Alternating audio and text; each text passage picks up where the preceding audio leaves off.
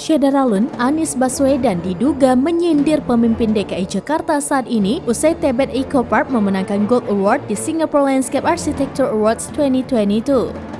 Revitalisasi taman ini lanjutnya direncanakan sejak tahun 2019 lalu, namun terlaksana pada 2021 dan dibuka kembali pada April 2022 lalu. Anies mempercayai bahwa ruang publik harus dirancang dengan pendekatan kolaboratif dengan melibatkan para ahli di bidang keilmuannya dan juga para warga yang memang sehari-hari berkegiatan di taman tersebut.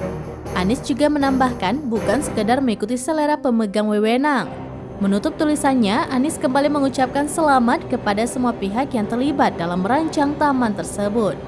Ucapan Anies tersebut menampik kabar penjabat atau PJ Gubernur DKI Jakarta, Heru Budi Hartono, yang mengubah slogan Jakarta, Kota Kolaborasi yang digagas mantan Gubernur DKI Jakarta Anies Baswedan. Heru mengganti slogan Jakarta dari Kota Kolaborasi menjadi Sukses Jakarta untuk Indonesia.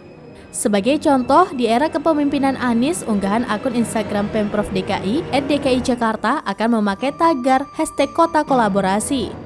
Namun tagar tersebut kini telah diubah menjadi #Sukses Jakarta untuk Indonesia.